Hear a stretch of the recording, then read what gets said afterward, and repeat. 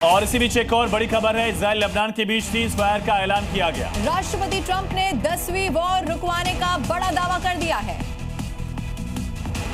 एक और बड़ी खबर इसी से जुड़ी हुई आपके टेलीविजन स्क्रीन पर, इजराइल लेबनान के बीच सीज फायर की खबर मिल रही है। सीज फायर के बाद लेबनान में अब जश्न का माहौल है।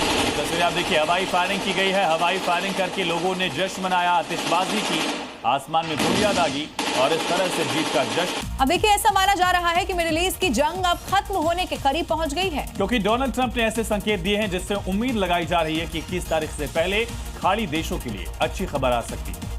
साथ ही ट्रंप ने दावा किया कि ईरान यूरेनियम डील पर भी राजी हो गया है। साथ ही ट्रंप ने बताया कि अगर डील होती है तो वो खुद पाकिस्तान जाएंगे। तो इसी बीच एक बड़ी खबर है, ओवैसी ने महिला आरक्षण को लेकर बड़ा बयान दिया। कानून से विपक्ष कमजोर हो जाएगा, ये कहा। परिसीमन संघीय ढांचे पर हमला है, ये असदुद्दीन ओवैसी की तरफ से कहा गया। समूचा विपक्ष इसी तरह का आरोप सरकार पर लगा रहा है और उसी बात को आगे बढ़ाते हुए असदुद्दीन ओवैसी खास करके दक्षिण भारत की पार्टियों की तरफ से लगातार मुद्दा उठाया जा रहा है कि परिसीमन के जरिए दक्षिण का प्रतिनिधित्व कमजोर होगा। लेकिन पीएम मोदी और अमित शाह ने लगातार दोहराया कि उनको उन्हीं के रेशियो में, उसी आधार पर सबको बराबर ये सीटें मिलेंगी। रियासती असेंबली इलेक्शन मसरूफ है।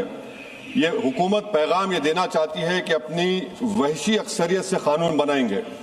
अगर ये 3 बिल कानून बन जाएंगे तो अपोजिशन की आवाज नहीं के बराबर इस ऐवान में हो जाएगी।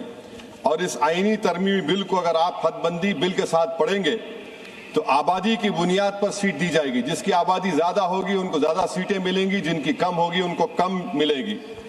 हदबंदी हर 10 साल बाद नहीं होगा सर, ना मरदमशुमारी की बुनियाद पर होगा, बल्कि हुकूमत फैसला करेगी कि हदबंदी होगी या नहीं। अगर होगा तो किस साल की मरदमशुमारी पर होगा।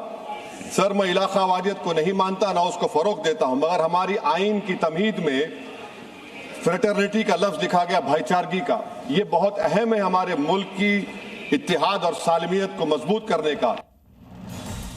और उत्तर प्रदेश में अपराधियों के खिलाफ बड़ा एक्शन हो रहा है। जालौन में चोर के गिरोह से पुलिस की मुठभेड़ हो गई है। एनकाउंटर में 3 शातिर चोरों को धर दबोचा गया। हाथरस में पत्रकार हत्याकांड में एक्शन लिया गया, एक बड़ी कार्रवाई की गई। मुख्य आरोपी की फैक्ट्री को भी उसके बाद सीज कर दिया गया है। अभी तक की बात की जाए तो 10 आरोपियों को गिरफ्तार किया जा चुका है। इसी तरह से बरेली में भी एनकाउंटर हुआ। 5,80,000 के कैश के साथ 2 आरोपी पकड़े गए हैं। यानी पश्चिमी यूपी से लेकर बुंदेलखंड तक योगी फोर्स का ऑपरेशन लंगड़ा लगातार जारी। संदेश बिल्कुल साफ है, समूचे उत्तर प्रदेश में कहीं भी अपराधी छिपे हुए क्यों ना हो, योगी फोर्स उनको ढूंढ निकालेगी और उनका इलाज कर देगी। तस्वीरें भी आप देख रहे हैं, जालौन से लेकर बरेली तक, हाथरस से लेकर कानपुर तक, उत्तर प्रदेश के हर हिस्से में, अलग अलग हिस्सों में एक बड़ा एक्शन लगातार जारी है।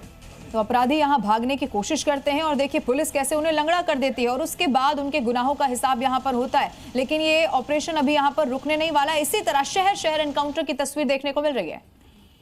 और इसी बीच एक और बड़ी खबर का रुख करेंगे। रोहित शेट्टी फायरिंग मामले से जुड़ी बड़ी खबर है। मुख्य आरोपी उत्तर प्रदेश के आगरा से गिरफ्तार हो गया है। आरोपी प्रदीप उर्फ गट्टू को पुलिस ने पकड़ लिया है। मुंबई आगरा पुलिस ने ज्वाइंट ऑपरेशन किया। 1 फरवरी को रोहित शेट्टी के घर पर फायरिंग का ये पूरा मामला सामने आया था।